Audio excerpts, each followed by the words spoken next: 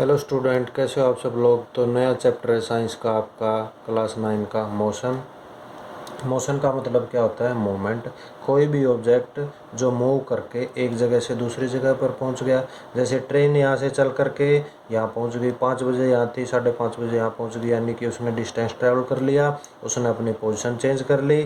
तो ये किसके अंडर आएगा? मोशन के अंडर आएगा। मोशन के under when a body changes its position continuously with time।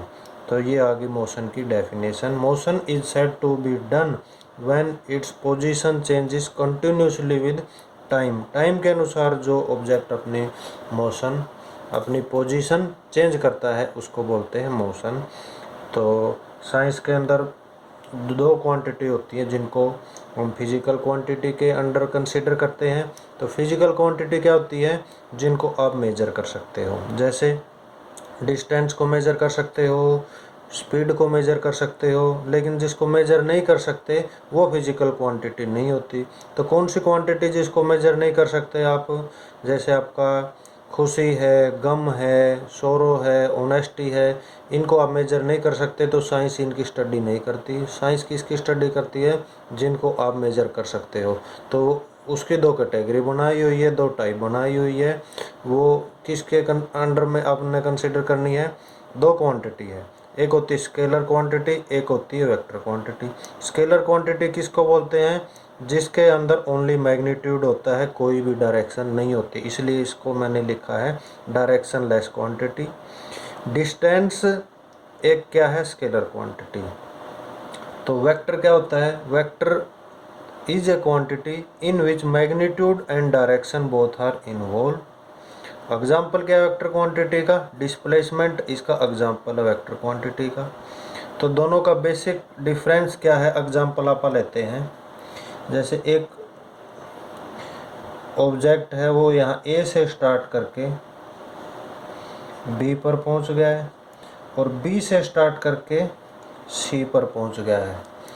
तो 5 किलोमीटर इस डायरेक्शन में चला, 3 किलोमीटर इस डायरेक्शन में चला, तो टोटल डिस्टेंस कितना उसने ट्रैवल कर लिया?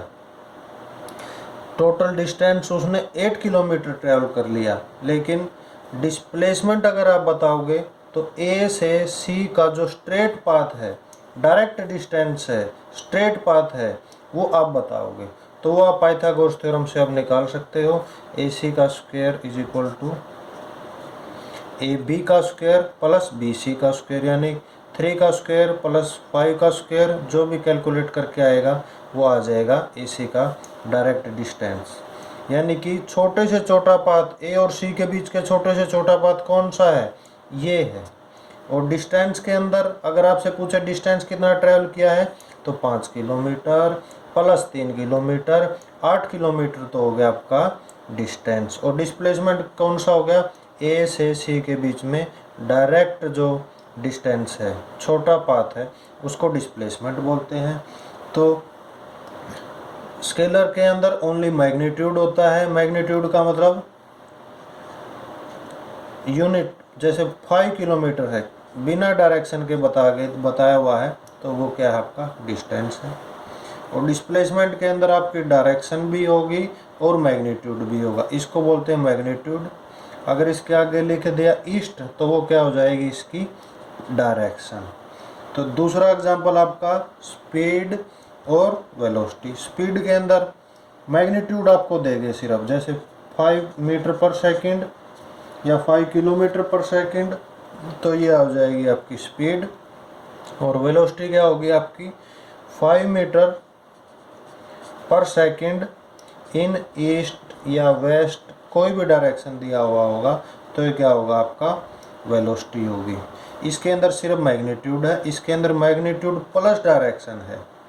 तो एक क्वेश्चन मैं आपको पूछना चाहता हूँ कि एक ऑब्जेक्ट यहाँ से चला और घूम करके वो यहीं वापस पहुँच गया, तो उसका डिस्टेंस क्या होगा और डिस्प्लेसमेंट क्या होगी?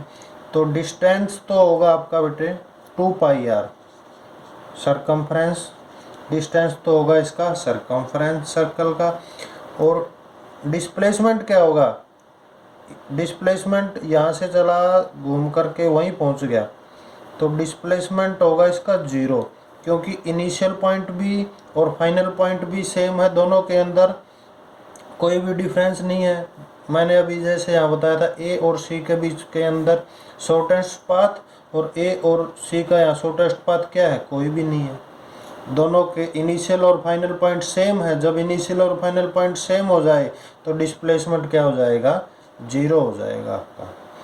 तो ये आपने करना है मोस्ट इम्पोर्टेंट इस चैप्टर का सबसे इम्पोर्टेंट पॉइंट कि स्केलर क्वांटिटी क्या होती है, वेक्टर क्वांटिटी क्या होती है। स्केलर में कोई डायरेक्शन नहीं होती, वेक्टर के अंदर डायरेक्शन भी होता है, मैग्नीट्यूड भी होता है। इस क्वांटिटी के एग्जांपल क्या है, डिस्टेंस और स्पीड इसका एग्जांपल है। इसका एग्जांपल क्या है, डिस्प्लेसमेंट और वेलोसिटी इसका एग्जांपल है। तो किसी को कोई भी डाउट हो तो मेरे से पूछ ले, व्हाट्सएप करके या डायरेक्ट फ़ोन करके। तो आगे करेंगे नेक्स्ट टॉपिक इसका। Thank you so much.